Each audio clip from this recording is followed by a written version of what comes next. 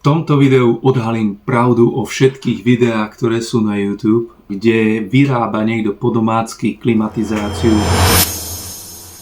Výroba klimatizácie. Tak na internete nájdete množstvo videí na výrobu klimatizácie, vyzerá to zaujímavo. Pričom tieto typy videí majú až niekoľko miliónov zhliadnutí. A ja som sa rozhodol jednu takúto klimatizáciu si vyrobiť. Stay until the end.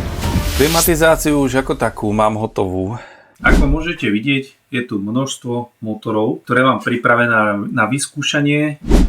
Keď som to minule napúšťal tým chladivom, tak mi ten kompresor, ktorý tam bol, mierne praskol a unikalo mi. Takže som objednal nový. Poďme plniť.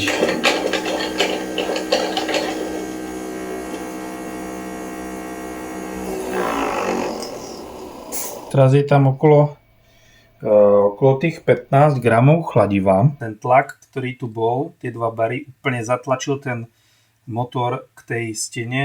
To je totálne nepoužiteľné. Takto to bolo pôvodne, ten motor ešte fungoval, ten tlak ho úplne vytlačil a prestal sa točiť. Hej. Čiže toto je nefunkčná konštrukcia. Ja som to naplnil chladivom. Ten tlak je tam taký silný na tie piesty, že nedokáže sa ani tento piestový motor pretočiť. To sú fejkové videá. To je úplný bullshit. Absolútne to nefunguje. Keď to pripojím na to napätie napájacie, musím to dať až na plný výkon, ten motor, aby sa vôbec ako tak hýbal. Hej. Je to totálny fake. A teraz sa pýtam, koľko chladiva musím odpustiť, aby to vôbec fungovalo. Veľa. No a potom to totálne stráca na výkone. Takže to v praxi nie je absolútne použiteľné vôbec, ale vôbec to nefunguje. Skúšam, či to bude stačiť.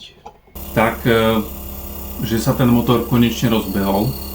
Ako teplota ide dolu, hej, zatiaľ to, ako funguje to, ale naozaj ako výkon je veľmi slabý. No, ako náhle sa vám preruší prúd, motor zastane, už na novo nenabehne.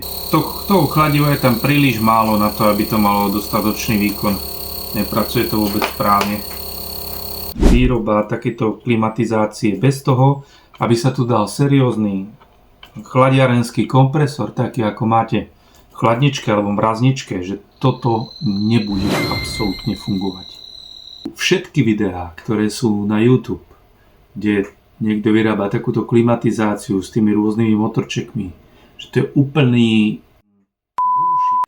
Proste hovadina, absolútne za všetky drobné. Ja som to teda začal rozoberať a ideme si urobiť serióznu klimatizáciu. Je to Copeland kompresor na 230 V, má iba 35 W príkon. Ideme teraz na túto klimatizáciu.